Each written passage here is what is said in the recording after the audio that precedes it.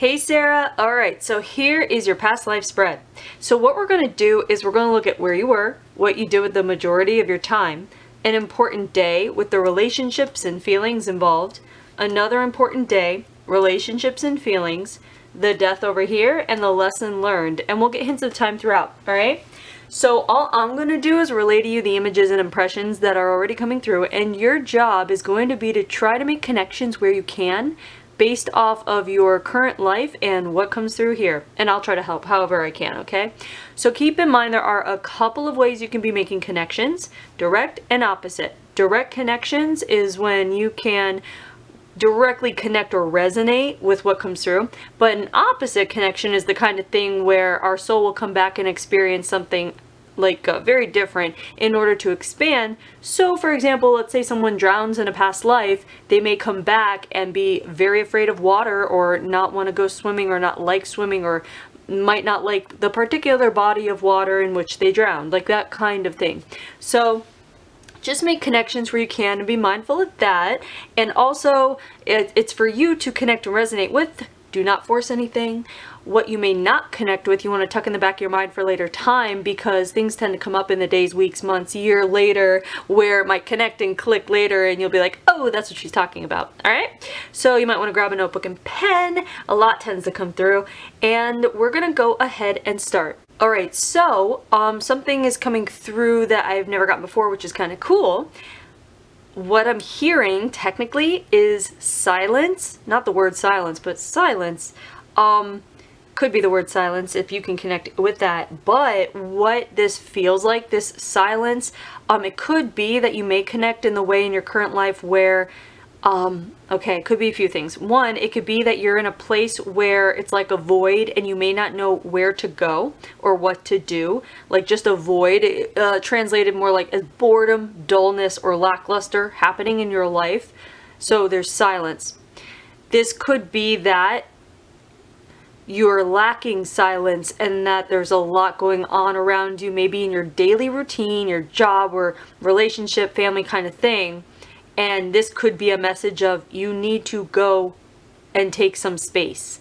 You need some you time, and not like gal time or friend time, but you time where you have to go. Like I specifically feel like this might be the kind of thing, like if you connect with it, you might want to go somewhere where you can be silent. Like a silent retreat or somewhere where you don't have to answer your phone, talk, be expected to chat with other tourists or other visitors or something like that, okay? Usually this kind of feeling is the feeling of gearing up for a new phase of internal development happening. So I want to say you may connect in the way where if you are working, if you're in the part of your journey where you're interested in developing intuitive abilities or have experiences of some kind to kind of propel you into a more, I want to say like a more in tune place with your inner senses. So, I mean, whether it's, you know, there's so many interests in this, but if you are developing interest, or maybe you already have developed interest and you want to take it to the next level when it comes to any gifts or abilities that you have, anything from Reiki to mediumship to crystal healing, it doesn't matter. There's so many things, whatever's pulling at you. But if you're feeling yourself pulled, and again, if you don't connect, this could be coming up, then taking time in silence for you would be most beneficial. And that's what this kind of feels like. This can also be, I mean, it can mean many things. It can mean one thing. So again, whatever you connect with, but this also has a feeling of you needing to request silence. It could be the kind of thing where there's someone in your life constantly either berating you, bothering you, telling you what to do, expecting you to do something. It's the kind of thing where you just want to turn to them and be like, shut up. Like that kind of thing. Or let me be. If there is anything like that going on in your life, this would be a message for you to take a step towards doing that. Because I know it's like easier said than done. But there's something about silence being acquired in your life that feels like it would be very beneficial for your growth in some way. Okay? So connect however you can with that, but that's the first thing coming through here. And then they're putting me in, okay, so we're just going to go ahead and go to the first day here, the place. So the place where we're going, this is the Americas card. The Americas card encompasses North, Central, South America, right?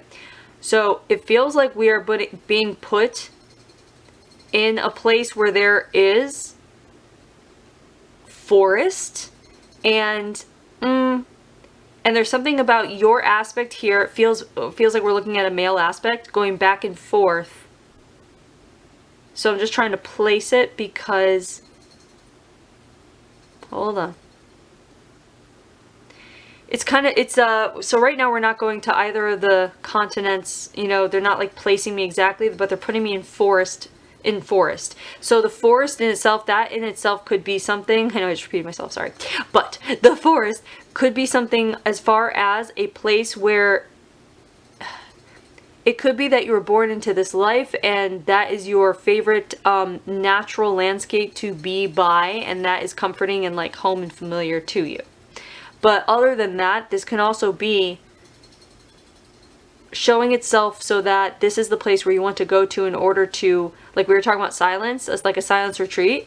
If there is any forest by you, if you are in a place where there is forest, lots of trees, whatever it may be, if you might find a lot of solace out there, or solace, however they say that, going there and meditating or walking or just being and breathing and being silent there. There's something about the trees and the forest, and it's almost like I want to say,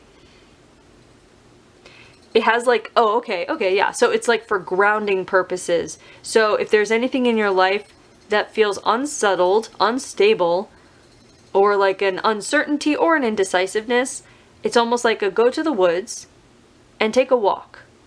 And I say that, you know, obviously be safe, because if you're going to go alone, be safe. But it feels like there's something about the forest, and they're plopping me in the forest here, and I am walking with this aspect of you that is male and feels very indigenous to the land, as in like what we might call Native American.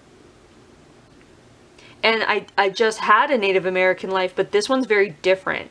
This one's very like, this aspect's very mobile, and the other one I got today was someone that's very like sedentary, like just kind of like still all the time, not moving. But this one here, he walks. And he's young, and there's something about if they were to put any makeup or paint or what's it called, like embellishment on the body or whatever, there's something across the eyes. And I feel like if you go and Google and look for the different kind of paintings done by because I'm sure like they all have different types of paint structure or like designs. And if there's like a band that goes across the eyes, that's what we're looking at here. So just hang on a sec. So how you might connect with this would be the masculine energy in itself, that this is a male aspect. So the thing is too about this aspect, he's very active. This feels like if you could connect this, the direct connection would be if you were a tomboy when you were younger, or maybe still are tomboyish traits, in tune with masculine energy in this way would feel confidence when you're in your natural habitat. That sounds weird, I know. You're not, I get it, like, you're not a wild animal here, but as I'm talking to, this is kind of fleshing out something about wild animals. Okay. So there's a martial arts called, like, I think it's Brazilian, but it is South American, and it's called, like, I think it's called capoeira, or something like that, where it's a martial arts that's based off the movement of animals. You can go and Google it.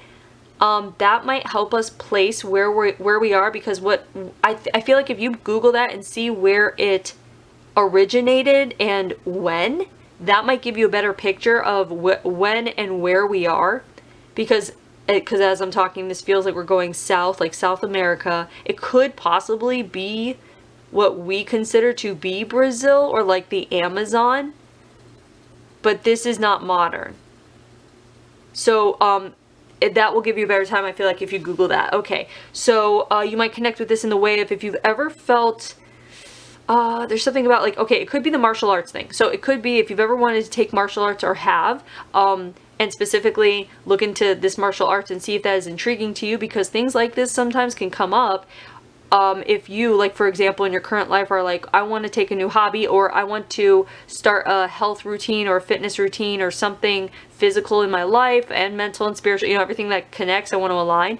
The martial arts and this particular one might actually be something you might be interested in or might be beneficial to you, just in the case that you're looking to be more active or take up a new activity or a new hobby that, where you acquire a new skill set. And also something about confidence in this, because there's something that's, again, I think I said he's confident in his natural habitat. So it could be that that's coming up specifically in the case that you in your current life might be lacking in confidence, or maybe it's like you once were confident and it's gone and you wonder where it went, or again, lacking in some way, or feeling like you want to gain more confidence. It feels like it comes down to, like, if you want to, if you connect with this and you want to gain more confidence, there's something about being in your body more that will get you there, to that mindset that it feels like a mindset that you want to get to, but you can't. It's like hard to articulate because you don't have the mindset. So how can you know what it's like until you have the mindset? But you just know that you want to feel more confident or something like that. So if you connect with that, great. Look into that martial arts, because it's about being in the body. And when you're in the body and confident in the body, it's all connected to your mind, emotions, and that. If you don't connect, tuck this in the back of your mind for a later time. This can also be the kind of thing where if you know or feel like you have a sedentary kind of lifestyle, that this just might be a message for you that it's time to look into an activity to move your body and get in your body more. And there's something that feels like getting in your body more will be very beneficial to your mental and emotional health as well, in case there's something going on there. So, you might also connect to the idea of South America if you've ever been pulled there. I would say, even like, we can go even specific and say something like the Amazon rainforest, if you've ever been pulled to it, or if you've ever, whenever you read or hear about it, it triggers you in some way, in the sense like it not making you angry, but like pulling you or intriguing you greatly enough where it's the kind of thing where if you were to hear about something of the Amazon forest, the kind of trigger I'm talking about is where you would be like, huh, and you'd want to actually research what you read, like a headline, right? And then you'd research it versus other things that might come across your radar, and it's like, okay, whatever, that kind of thing. That's the intrigue, the level of intrigue we're looking for. And this could be just like, oh, I've always wanted to vacation there, I've always wanted to see it, that area, I've always wanted to, that kind of thing, like Brazil, or it'd be honestly like North, South America, if that makes sense. You can also connect with the idea of Native American or indigenous people, tribes, that kind of thing, the culture, the art, the aesthetic, the history. If you've ever, maybe if you were younger, you would like to read books of Native American tribes, like fiction or not, or that might have been something very intriguing to you to study in school.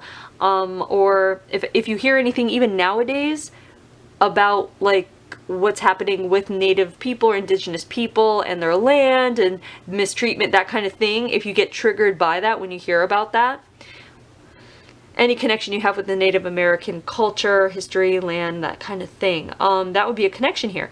So let's keep going. What's going on here? Something about moving through the... So they're showing me this guy, and he's solo though, so I'm trying to like, it's almost like we're... Okay, so as he's walking and as I'm talking, what this is starting to feel like is he's on what we would call mission, but it's what they call something else. What's the thing that they call where they go off at a certain age? Because this man is a very young man. I want to say he might be considered, like, I would say he's a teenager, but if we were to come up to him today, like see him, like let's say he's 17 here. We'll just say that.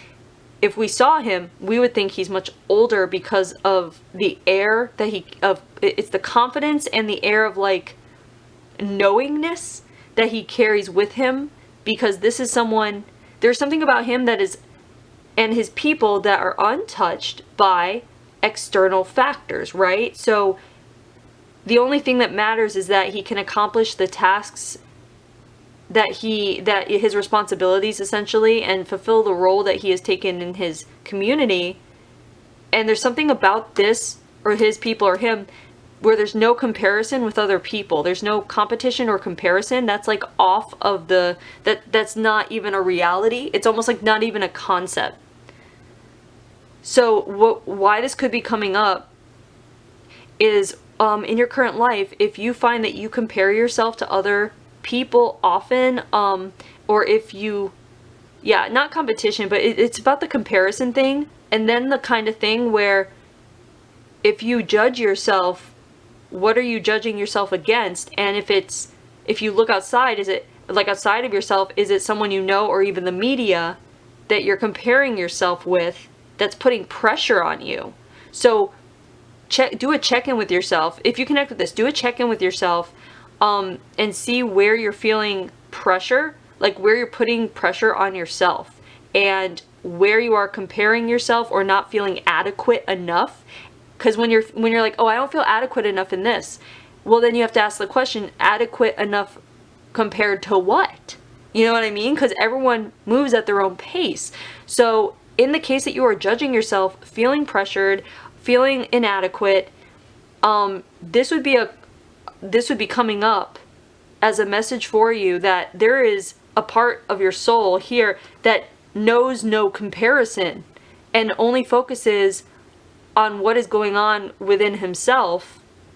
You know, there's no comparison in there. It's just, instead of comparison, it's like he takes, takes inventory or takes stock in what is going on in his internal universe.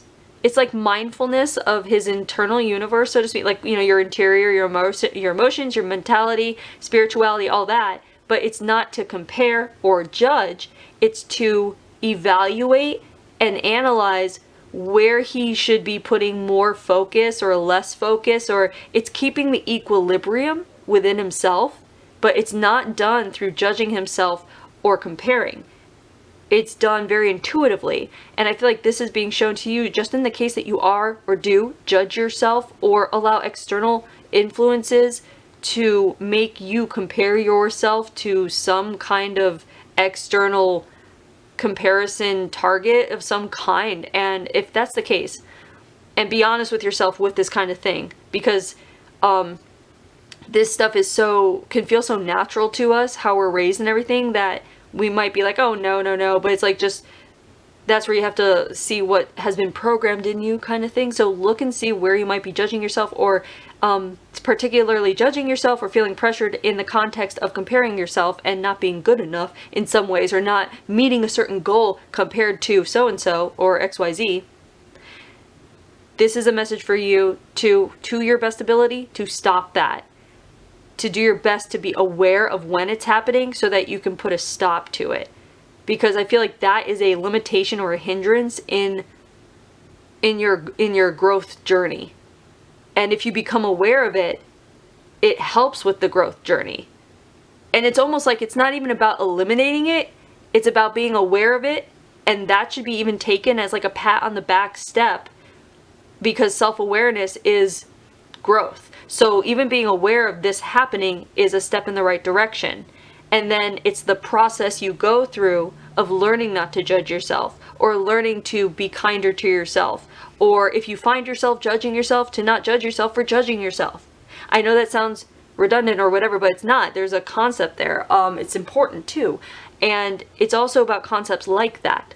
So I feel like what we're working towards for you is to be kinder to yourself, but also being more vigilant in being self-aware, because that's going to give you the growth in the way I feel like you want, because that opens you up and that really invites in more experiences, abundance, all that good stuff when you become more self-aware. Because when you become self-aware for things like this and you work on filtering it out, essentially it's being aware of your ego. That's where the judgment comes from and the comparison comes from, and working to understand it more so you can filter it out more. So when you do that, that's the inner work. Like if you've ever heard of shadow work or anything like that, that's it. So I would say if you're wanting to do that, which in turn develops your intuitive abilities, things like that, if you want to get on that road, this is where to start, is where I feel like you should start. Because I feel like this would be an easy thing to spot so that you learn how to spot other things that might be more difficult to spot, if that makes sense. So just keep making connections where you can with that, okay? But this card here, we're going to move to what you do with the majority of your time.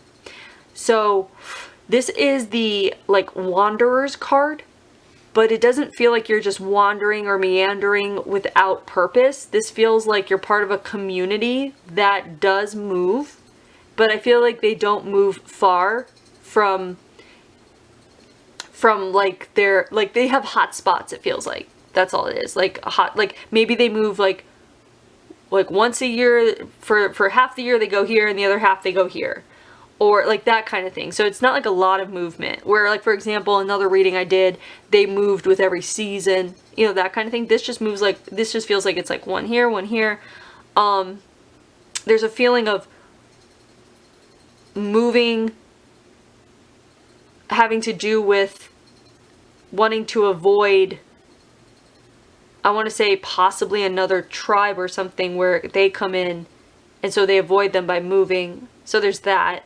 But we're also looking at this kid still, the visual that they're playing, that I'm seeing, is he's on, I think I mentioned it before, I said like the word mission, but it's not mission, it's like the quest, right? They're called quests.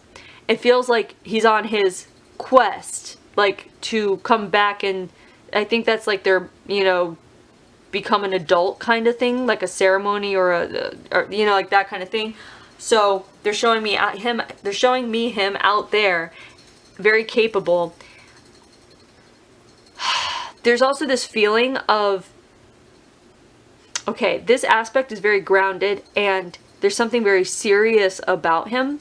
So it could be in your current life that you might have a serious demeanor about you, or a reserved demeanor about you that could be misconstrued for cold, almost. Like, I don't know how to explain it. It's almost like this kid, like here, like the thing is he's a product of his region and the times and the culture, and I just don't think it's like for that. Like, it just, there's something about it where smiling is not a thing. Like, he's very serious.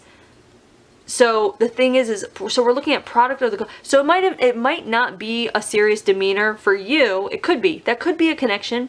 I think more what we're talking about here is being a product of your how you were raised, like being a product of your region and social class and when you were born, and you know what I'm talking about? Like that, like a product of your generation, I guess. So how you might connect with that if you were born into a family, let's say, that's very traditional and raised you very traditionally, and at this time in your life now or coming up where you may feel like your belief systems or certain truths within you kind of clash with what you've been raised with or what you've been taught, that could be coming through too, if that's happening in your life right now. Kind of like a bit of a, I guess that's kind of what they call a spiritual awakening. It could be, but it's just like realizing that you might be a very different way in your nature deep down than what you were expected to be, or what others still expect you to be. Kind of like, I want to say what your family might expect you to be, or even your neighbors, like fitting a certain role or identity. And this has come up a lot lately. But it's the idea that you are in control of assuming a version of yourself that is most authentic to you. It's just sometimes not that easy for a lot of people, especially if they're brought up in a certain environment where they're expected, again, just even to speak a certain way, you know, or even react a certain way. And when they don't speak or react in that way, they get judged, or they get, what's the word, like, not exiled, but like, I want to say, like, given the cold shoulder, or even the raise of a brow, you know, like that kind of thing. So if you feel like you have people around you who judge you whenever you show a glimpse of, let's say, something that is different than they're used to, understand that people just don't like change because it's scary, and they want you to stay the person they've always known, right? So judgment is natural. However, that's not serving your best interest when it comes to you and your growth. So there may be some people that you may feel may not be as encouraging to, let's say, like, again, certain truths about you or something authentic about you.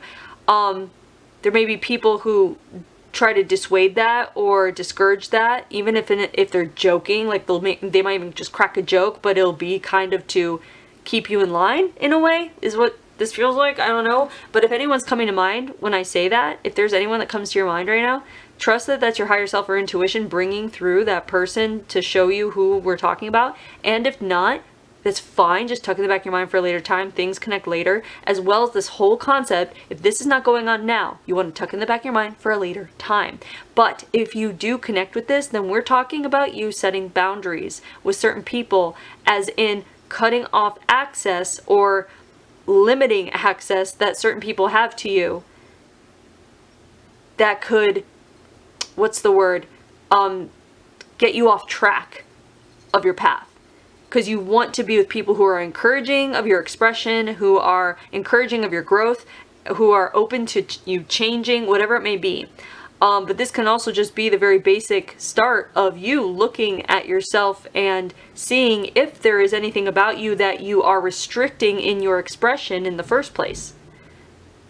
But this really does speak, this feeling speaks of a black sheep concept.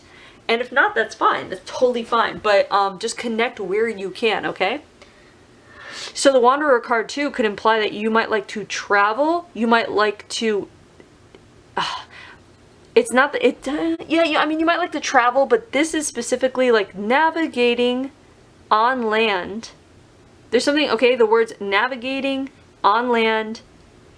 If you like hiking, camping, exploring, or taking drives just to take drives, I feel like that's what we're looking at here. Like, that's the kind of mobility we're looking at when it comes to you and your current life, if you connect with that. The opposite connection would be if you're just like a homebody and you just like to stay indoors and you don't much like to, do those kinds of things.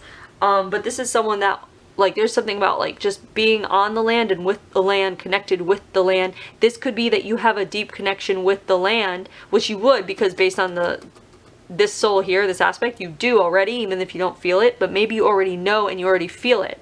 And this might even be a call for you to do some kind of exercise with like Mama Earth or, Gaia, however it is. If you have any connection to the word Gaia, when you hear names of Mother Nature, that are more spiritual based, like Gaia or Mama Earth, or things like that, where it's referring to the planet as a maternal essence in a sense, how does that make you feel? Does that make you feel more connected? Does that feel like home? Does that bring pleasure when you hear names like that? Because I feel like there's something specific that this aspect lovingly refers to the ground or the earth or the planet as like an entity that he is in tune with and that loves him back. Like it's a connectedness. So if you are feeling disconnected or disaligned at all, I would say go ahead and go out and ground yourself in the way where go put your feet on the earth and like imagine roots coming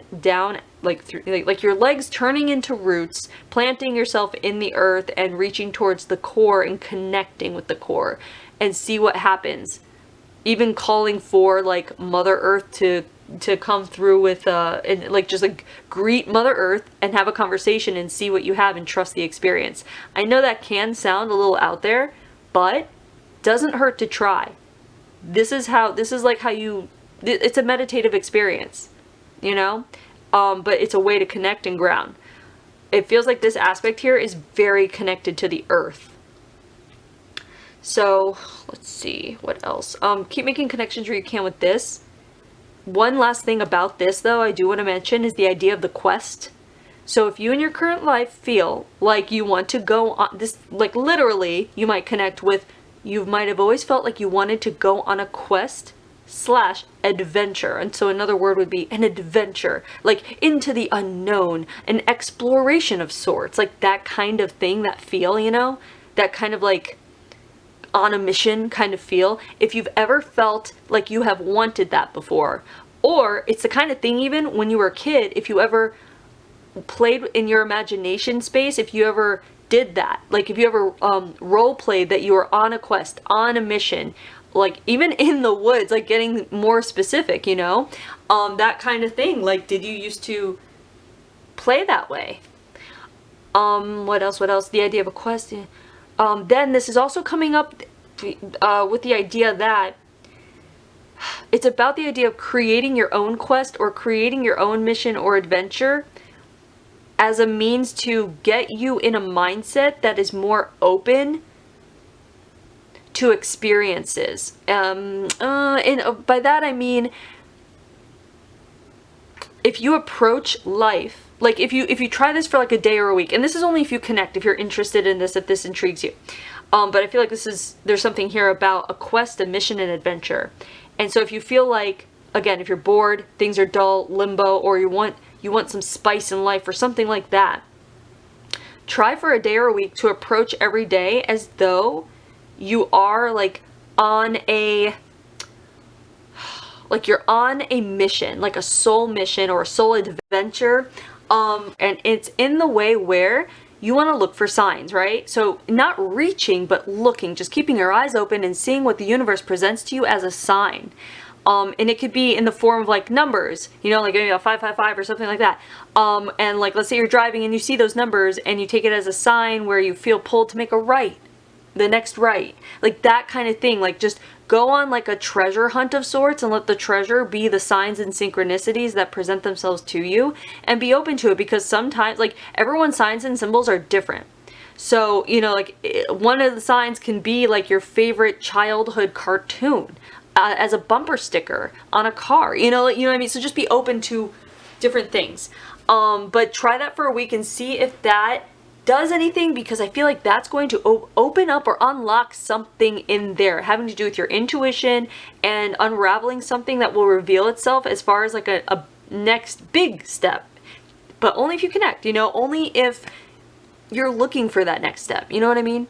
So just keep that in mind. And again, if that doesn't connect now, you're going to want to tuck this in the back of your mind for a later time, because eventually this thing is going to connect. You're going to want to try this. Yeah, so connect where you can with these two cards and what we've been talking about. And we're going to go ahead and start with the first important day. Okay, so first important day, this is the Wowzer card, which I've been getting a lot lately. The Wowzer card is an aha moment. Sometimes it's like things are clicking, or it's a level up, but it can also be like a surreal moment. And this here is the karmic card. The relationship of a karmic card, it can be karmic with another person or people. It could be karmic with the land. It can be karmic with yourself. You could be resolving karma here, or we can see the beginning of karma here. So this is what we're looking at here is the karmic card. The feeling is happy. Okay. All right. Okay, so what they're giving us now here is they're moving us forward in the quest, so we are seeing what's going on in the quest. Okay, what's kind of interesting is how they're presenting the imagery to me is as though we are looking across a stream at a bank, a riverbank kind of thing.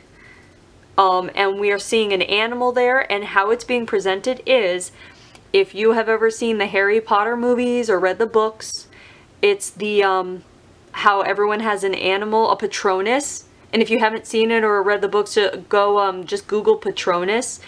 And there's something about them, how they're presented as like these illuminated spirit animals. And it feels like you are being presented with your spirit animal. And I want to say though, what it feels like is in order to enhance the experience of connecting with spirit at a level of consciousness that we're doing here, like I'm sorry, a conscious level. So this is not a dream, and this is not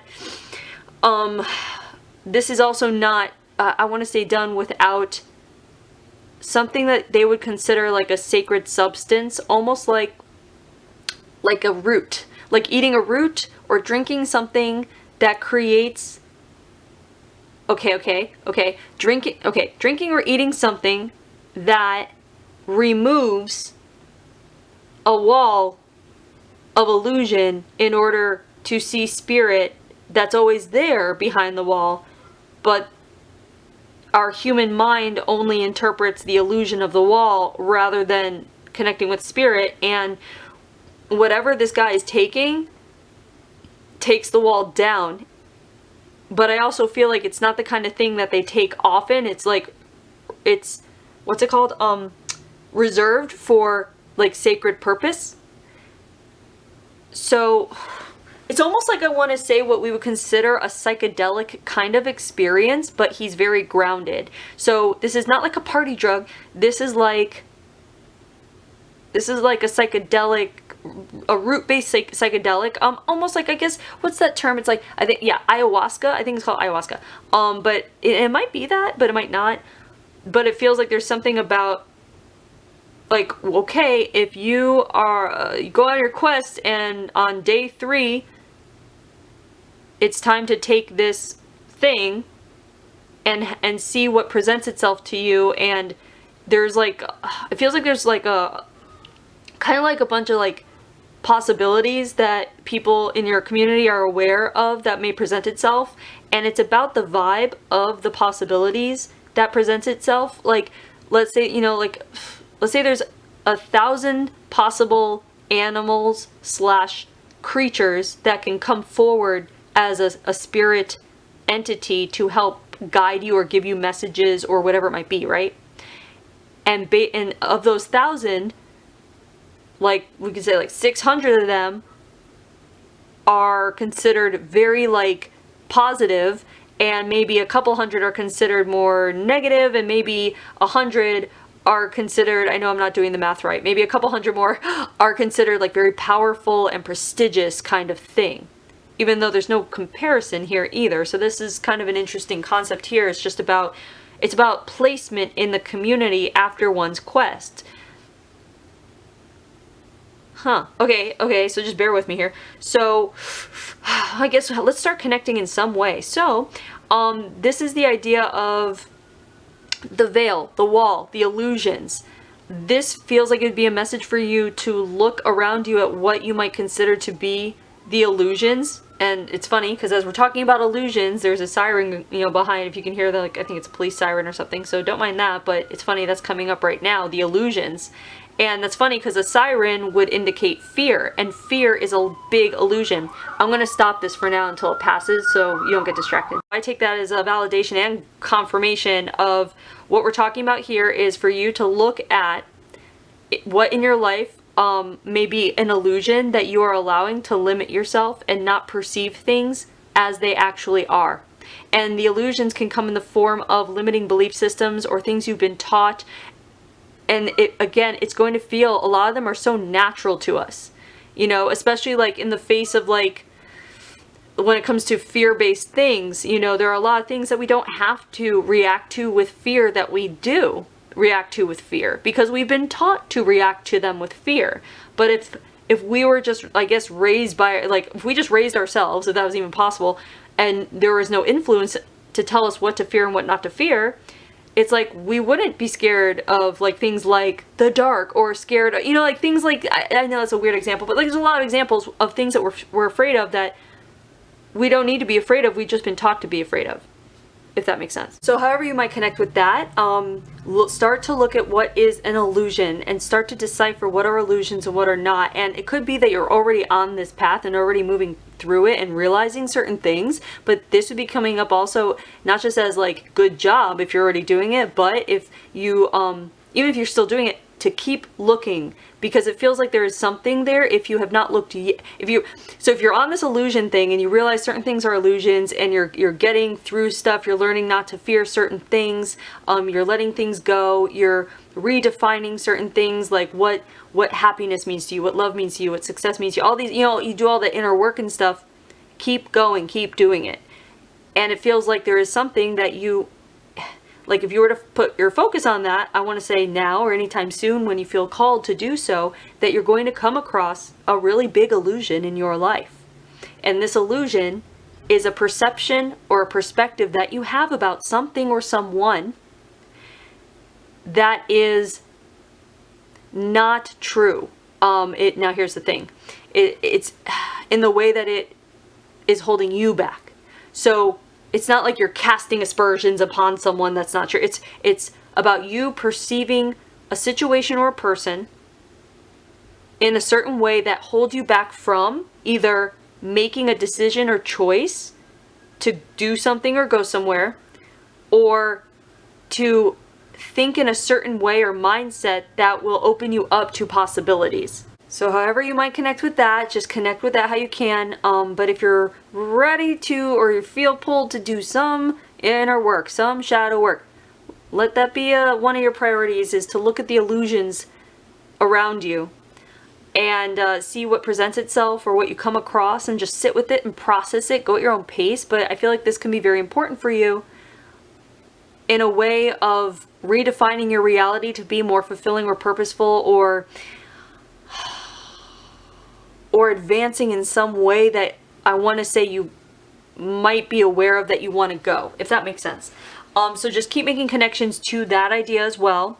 Now, a connection where we can also make is the idea, if maybe you've heard of ayahuasca, or maybe you've heard of psychedelic things and have been drawn to the idea, or have been considering it, or have been hearing about it lately, or maybe you've always been drawn to it, maybe you have tried it, maybe you haven't, but you're interested, you know what I mean? Like, however you might connect to the idea of a psychedelic experience. And no, I'm not promoting that you tried, illegal substances and blah, blah, blah, but follow your intuition. If you were to say, if something were to, let's say, come across your radar where it sounds like a sacred and special experience, where that has to do with that, like ayahuasca. If you haven't heard of ayahuasca, I would just say go ahead and Google it and check it out and see what you think about it. So there's that, because this can also be coming up in a way that's telling you that you might need some kind of ceremony or ritual to help you open up in some way. Like, some people do really well when there is a ritual or a ceremony, because it's a way to mark something. It's like it just vibes with certain people. Other people don't need that. A lot of people do need that. It's just everyone's different. So for example, a lot of people that enjoy doing moon rituals and moon ceremonies for manifestation, or to let go of things, or that kind of thing. Having that ritual is powerful and meaningful because it's powerful and meaningful to them. So it's almost like also this feeling of like you might not realize just how powerful you are and how powerful your beliefs are. And it's almost like, even if you've never considered doing something like a moonlit or a moon ritual ceremony thing for manifestation, even if you never considered doing spell work or things like that, and maybe you do, maybe you're totally into that and you love that, but if not, this would just be a calling for you to check in with yourself and see how it actually makes you feel, and not judge anything, because no one's judging you for just considering things, you know what I mean? Like, in case there is any judgment there, it might feed your soul. It might intrigue you. So if the idea of doing some kind of powerful sacred ceremony intrigues you, then just sit with that and let it intrigue you and consider it and see where your intuition leads you. That kind of thing. I almost want to say, I feel like I want to say something like, I know we talked about not judging yourself, but I know that can be really hard too. So if you are someone that does judge yourself, this might be really good to entertain these kinds of ideas where you might find yourself judging yourself, just so you can see where you need to be aware of where you're judging yourself, to let go of it, because that's an illusion as well, and to actually consider things that might bring you happiness, joy, abundance, stability, groundedness, that kind of thing, where you haven't before, because of being programmed to judge those kinds of things, if that makes sense. So just sit with that however you can, connect however you can. If you can't, tuck in the back of your mind for a later time. But ultimately, okay, we're back to this. Also, you might connect to Harry Potter, who knows? But what we're seeing here is he's seeing his spirit animal. It's his Patronus. I'm just trying to see what animal it is because it is looking very much like, I want to say, just want to make it right because there's a lot of these guys. So it's like, I want to say it's an elk. Like at first I'm like, oh, it's a deer. And maybe is a deer, is an elk a kind of deer? I don't know. It's in the family of like a deer and an antelope and a gazelle and a, you know, those kinds of things. But I want to settle on an elk. So any connection you might have to the elk, but it can also be those other ones like the deer, the antelope, you know how it's all, they all kind of are similar? It feels like it's that kind of animal. And it's like illuminated and it's standing there and it's, I mean, they're basically showing me like an image of Harry Potter, but it's because what they do is they go through the files of, you know, information in my mind kind of thing and bring forward the like if I don't have the exact thing, it's very similar to it. So that's why they're showing me that. So it'd be very similar to that scene. Let's see what's going on. I don't know, this just feels like it feels like a joyous reunion. What we could be seeing here also could relate to you in your current life if you are feeling, again, like the feeling of disconnect comes up, or ungrounded, disconnect. I don't know if you feel like you haven't been out in nature enough, or if you feel like you haven't, if you're out in nature, maybe you feel like you're not connecting in a way you want to connect. But I feel like there's a missing link, and it has to do with you playing with, approaching your life with a sense of play and imagination. Like spending time with your imagination and playing in there. Not to disassociate or anything like that, but just like see what comes. Like when you do this with intention, let's say, again, another exercise, what I feel like wants to come through is this exercise of having the intention to go into your imagination space with the idea of meeting your spirit animal. So you go and you sit and you quiet your mind and you just relax and breathe, maybe close your eyes, and you just kind of play in your mind space of you like walking through the forest with the intention of finding your spirit animal, but you don't want to force it to happen. You know, you just want to walk through the forest in your mind and see what you come across and see what presents itself, and then have a conversation with it and feel what you feel. And you know what I mean? Like this kind of thing, these are visualization exercises that put you in a completely different brainwave, which is considered trance or meditation. And this is when really profound and powerful experiences happen on a spiritual level, and people write it off as their imagination. So I also want to say that if you happen to have a very vivid imagination and you have these scenarios occur in your mind's eye where they feel very real and vivid, you might have conversations with your spirit guides.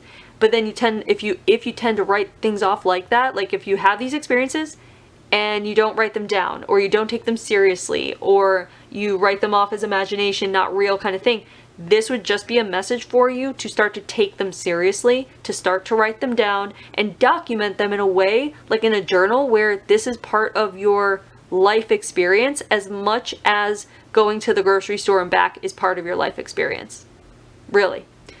Like if you were to just take a week and just allow yourself, and just in case you don't do this already, you might be like totally into this in visualization, you totally get it, but in case you don't, take a week where you just allow yourself to believe that the scenarios or happenings that go on, or conversations that go on in your mind's eye, in your daydreams, in your imagination space, if you take time to do that, that they're as real as running to the store, or as working during the day, or as, you know, picking up kids from school if you have kids, like that kind of thing. If you give it as much weight in its reality as you do the things around you in the 3D conscious world, see what unravels, see what happens, take stock of your emotional state and your mental state, and see if your dreams start to become a certain way or more vivid, see if their experiences rise from this.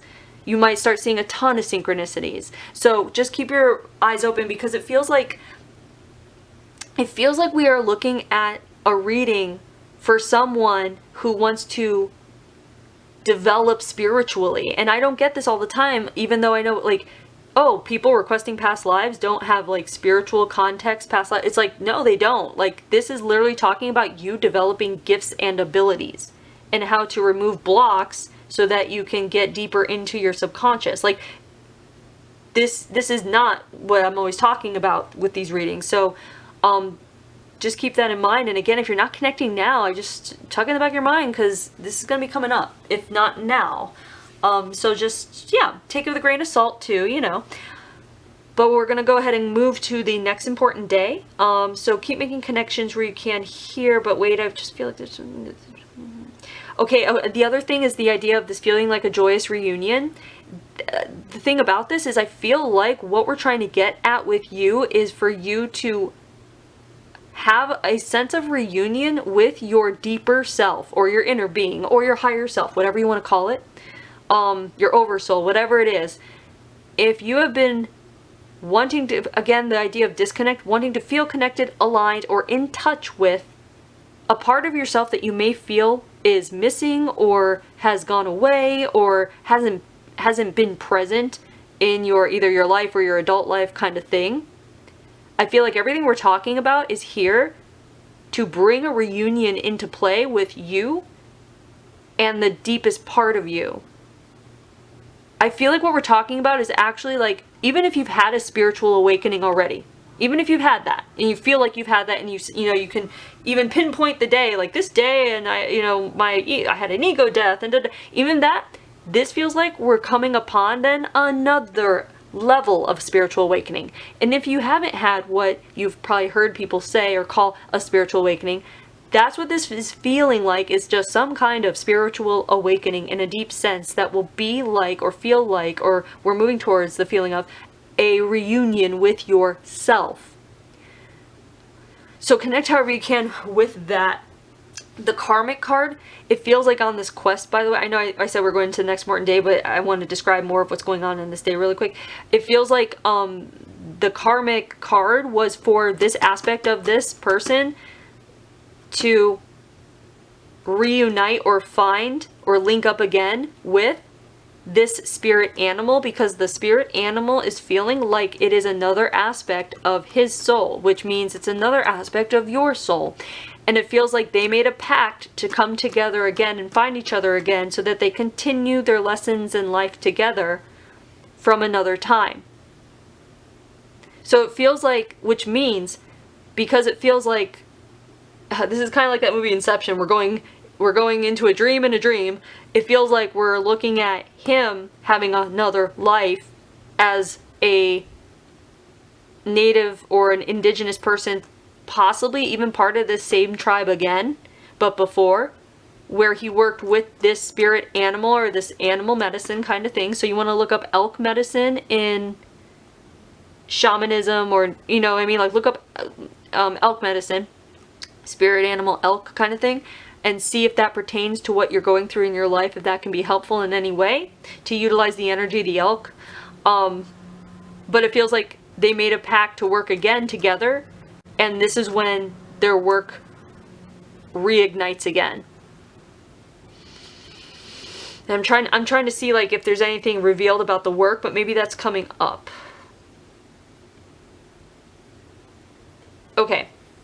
Alright, so anyways, keep making connections where you can, but the karma is met and matched here. So this is not necessarily talking about karma in your life right now with another person, but it feels like really if there was karma we're looking at, it's karma with yourself to wake up. Like, wake up. I almost want to say like, I almost want to just say that on its own, like, hey, wake up. Like that kind of thing. Which makes me feel like I also want to circle back really quick to the idea we were talking about, the illusions, okay? Link that however you can, but keep making connections here. This is an incredibly profound and powerful day. So yeah. Alright, we're going to go to the next important day. So the last important day here, we have the trauma card. We have the soul group card, and the soul group card is usually, it has to do with like soul, think of it as like soul groupies. So a soul mate, for example, isn't always a lover and a best friend forever, or just one for a lifetime. That's not always the case. Sometimes soulmates are frenemies or enemies even, because soulmates are basically people we're meant to meet that we have soul contracts with to learn something from. Soul groupies, we have soul contracts with them and we learn from them, but this card represents more of like a tribe, like your tribe, your vibe tribe, your soul groupies, like your more friendly in nature, or helpful or loving or that kind of thing, more understanding, you know.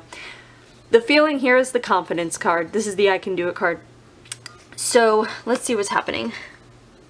Okay, so what I'm getting here is the idea that once you return from your quest, you were assigned a role, it feels like as an apprentice, doing something in the community that you would eventually grow into mastery of.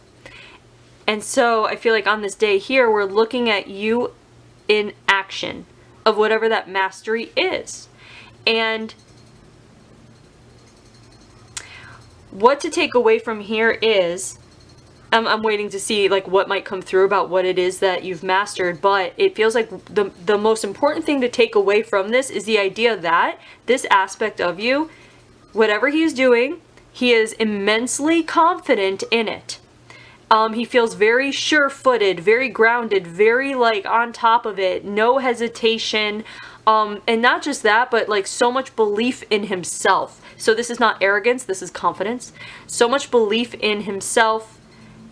He's not focused on the outcome. He is focused in the present moment to work on what he needs to work on, and not focused on the outcome, meaning we're looking at someone who is very good at not getting distracted. So in your current life, how you might connect, first of all, would be this little message coming through about if you find yourself thinking to the future very often, that can cause anxiety or worry, because the future hasn't happened yet, and all you can do is imagine what might happen based on the evidence you have at hand. But at any given moment, a slight variance in that could change the entire outcome of something. So saying that, it's like there is literally no reason to be dwelling in the future, or going to the future, or imagining the future, the outcome of events kind of thing, for longer than just it takes to imagine it. You know, once you think about it, and then you're done. Like there's no sense in, I want to say, worrying or being anxious over what may happen. Almost like the feeling of like taking an exam.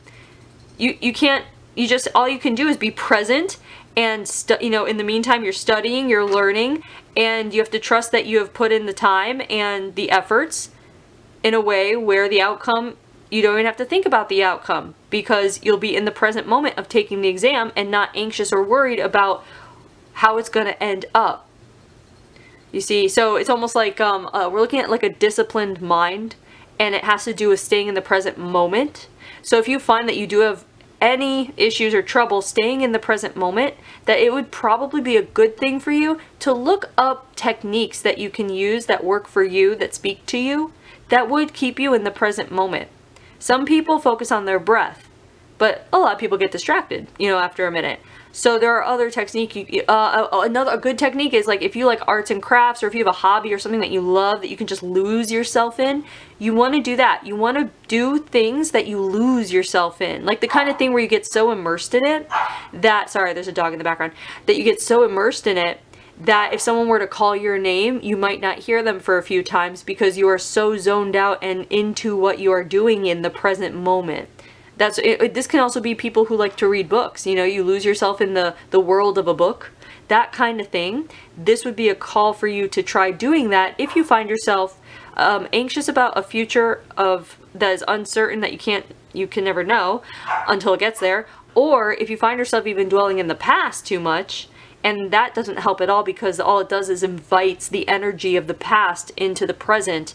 And usually when we talk about dwelling in the past, it's usually having to do with memories that don't feel so good. So just consider that. So whatever he's working on at hand, there's something where it's intense focus. So we're looking again at discipline. Is there something in your current life where you can connect to the idea of discipline, where you feel like you need more discipline, where you feel like you're lacking discipline? If there is, this would just be a message for you to take any kind of baby step towards initiating or putting into play some discipline in your life, even if it's drink a glass of water when you wake up, like that kind of thing. You know what I mean? Just like something where you just incorporate something daily that doesn't take a lot of effort, that's good for you, and you could just start there. Or it could be the kind of thing, even just like when you wake up, like make your bed. If you're not used to making your bed, make your bed. Like something like that, just a small gesture that kind of puts it out there that you are trying to initiate some discipline into your life, and it'll become easier. So there's this, and also the confidence card comes up because it almost feels like a message for you to be aware that confidence is a choice. Confidence is a choice. It feels like almost like a lot, you might feel like I have to achieve a certain thing, or have to get to a certain place, or qualify, or have this much experience, or be this old before I've acquired so much confidence or wisdom, or whatever it might be. But confidence, it comes down to you choosing to be confident.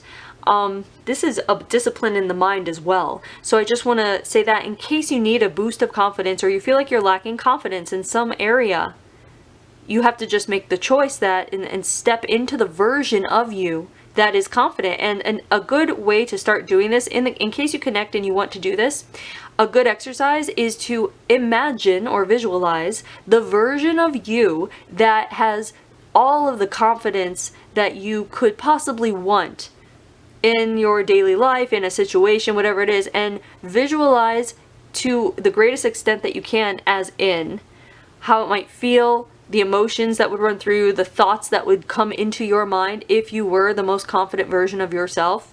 Like how would you see through those eyes? That kind of thing. How would you hold yourself? How would you drive? That kind of thing. And you want to allow yourself to fuse with that version and kind of step into that version, even if just like a day of practicing, of trying, of, just, and be playful with it and have fun with it if you can. And see how that feels, and usually that's a very good exercise to help you move in that direction. But that also works for any version of yourself that you want to step into as well. So it's a really powerful exercise that the more you give into it, the more results you'll get. So just make connections where you can with that. This can also speak to how you act in an emergency. So if you find that you have a flight or fight kind of mode, or if you get jumpy, or if you are you feel like you're someone that doesn't do well in an emergency, you know what I mean? Just like maybe you're not the calm and collected one of the group when it comes to an emergency. Maybe you get anxious or whatever it might be.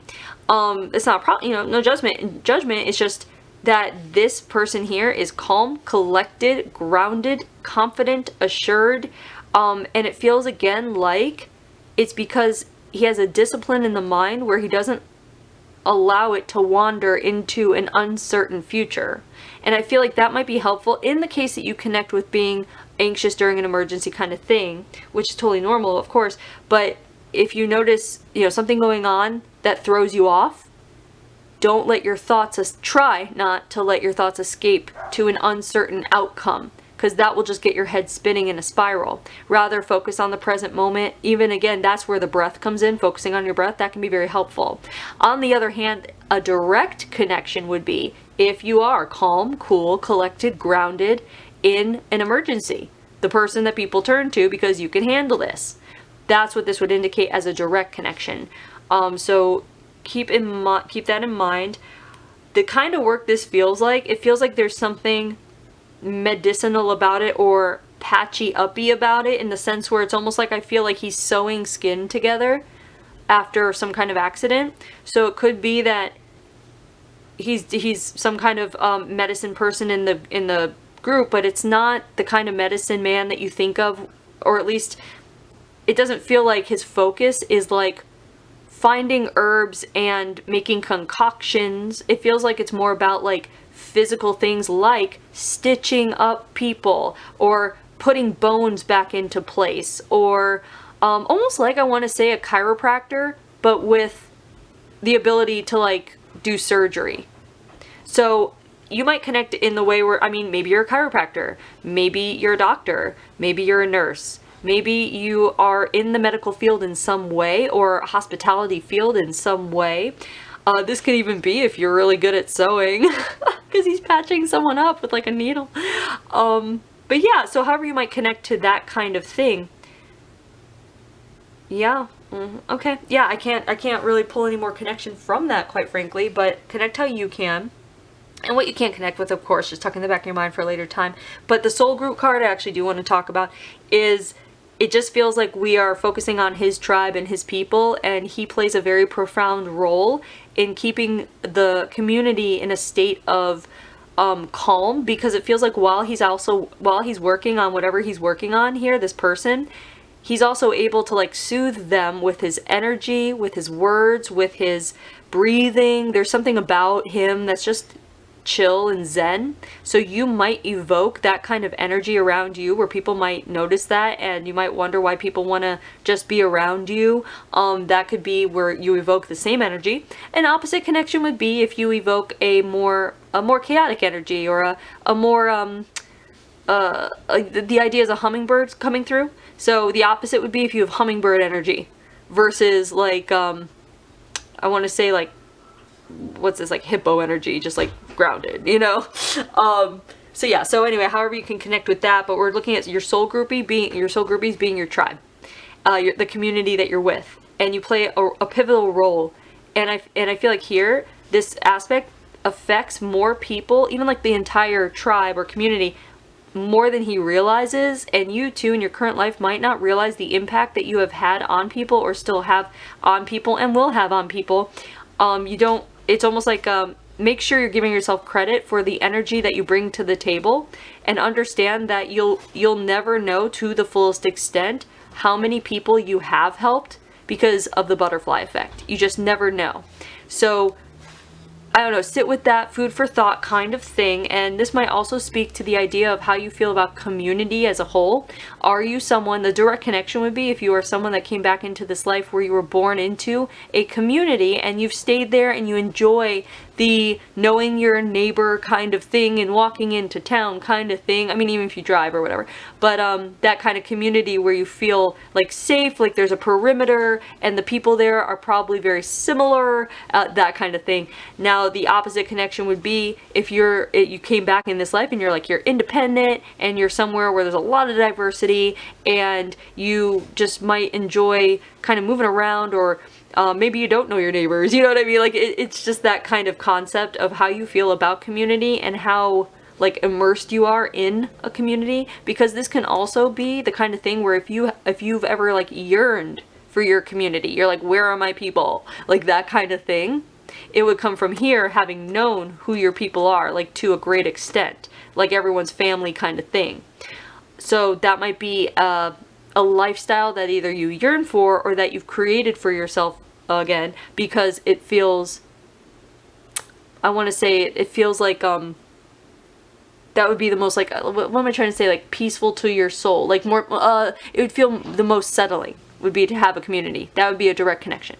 So however you connect to the concept of community. But yeah, so keep connecting here, and we're going to go ahead and go to the death card. So the death card here is the burn card. Burn, baby, burn card. So sometimes we get this for like, you know, being burned at the stake, or dying in a fire, or sometimes we get smokers, whatever. Just trying to see what's going on here. Okay, so what's coming through is that on the day that you die, and it feels like it's much later, it feels like it's actually kind of a natural death, but where the fire comes in is it feels like you smell smoke from a fire. And I feel like that is the last smell you smell before you pass away. And it feels like, I want to say like go gently into that good night kind of thing, but in a peaceful way, like where that poem, where it comes from, like I will not go gently into that night, or there's a poem, I think it's like Robert Frost or something. But it's being said in a gentle way. It's like actually being said in a very peaceful way, like you do slip away into the night. And the last thing you smell is that yummy, smoky kind of smell from a bonfire kind of deal.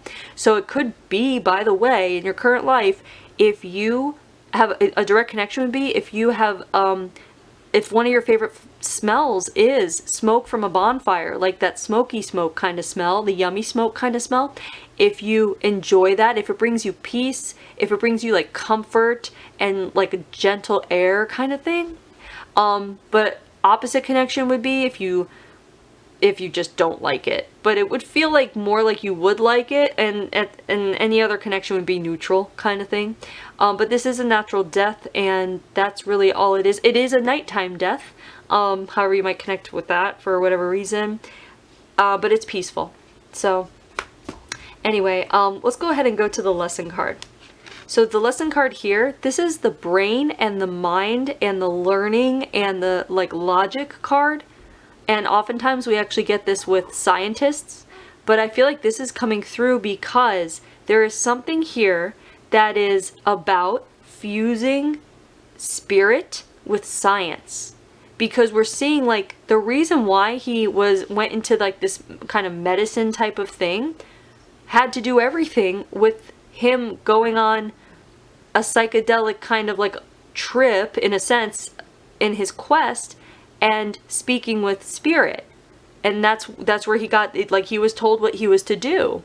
And I want to say that this may connect with you in how you feel about that, in how you feel about, like, I want to say like woo-woo spiritual stuff and then grounded scientific things.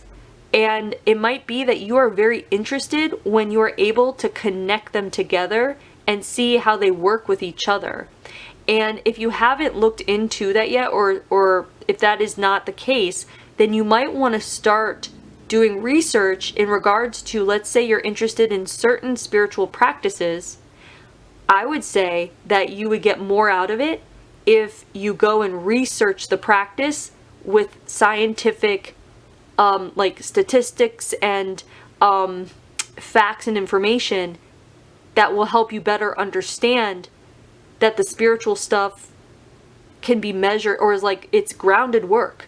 It's not woo-woo. And I'm not saying you think it's woo-woo, but in the case that you come across something that you don't quite understand, instead of saying, oh, there's no basis to it, you might want to go do some research and see how there is. Like how when you meditate, you are literally going into different brain waves, and they've measured it. Or when people channel, there's something happening in their brain that has been measured. It's very interesting. So I almost want to say, when you get evidence for this kind of stuff on a science level, it kind of allows you to open up to more experiences and believing in it more and trusting in it more. And that's a lot of things, that's a lot, like people have a lot of, that's where they're held back a lot, is when they can't trust the experience because it's so abstract. But if you find research that backs it up, even if it's research in the sense of going into the like forums and finding other people that have had very similar experiences, or who are qualified, professional people having these out of body experiences, they're not lying. Why would they do that? Like, they have a reputation to protect, and yet here they are talking about astral projection. So it's that kind of thing. It's almost like I feel like a calling to get back to what this aspect of you definitely knew and learned, of fusing spirit with science. In fact, there's even something out there called spirit science, like a whole little program thing. But anyway, keep making connections with this, because this is also speaking of left-brainedness, which means like more logic, like less of the creative imagination and more of like the logic, black and white kind of stuff. So this could also be connecting in case that you are someone that we would consider to be more left brain. And this would again be a calling to, hey, it's fine that you're left brain. It doesn't mean that it's that you're closed off from experiencing phenomena. But also too, you can research it and satisfy that left brainness of yours, because more than likely you will find evidence backing up a lot of these spiritual practices. So just consider that, and also consider that you can do the experimenting yourself. And it's fun, and to approach it with fun. So anyway, one last thing too is that this may also be coming up as a bit of a nudge for you to go more into your imagination space and more into your creativity, right-brained kind of stuff. Activities that have to do with the right brain. Okay? That's the last thing I can get with this, or that comes from out of this card for me. But connect however you can, all right? So there you go. So yeah, last thing, I would want to say I can place us in like a time period, but quite frankly, this just feels not modern at all. And it feels like time to them doesn't really even matter, honestly, except to know when the seasons are for, food and planting and this and that, but it feels like time does, which honestly, that might be coming through because you might need to let go of deadlines, or you might need to not hold deadlines. Deadlines are like be pressured by time. You might need to, I think, in the beginning we were talking, I think, about silence and taking space. When you do that, you need to let go of the concept of time. That's going to be really helpful. It's almost like, I want to say, by doing that, it'll give your emotional, mental, spiritual, physical, your entire body, all the bodies, it'll give it a reset or a recalibration, and I think that'll be very useful. But just again, if that resonates with you in any way. So there you go. There is your past life. I hope you enjoyed it. I hope you're able to make some connections from all of this, and thanks for letting me read you.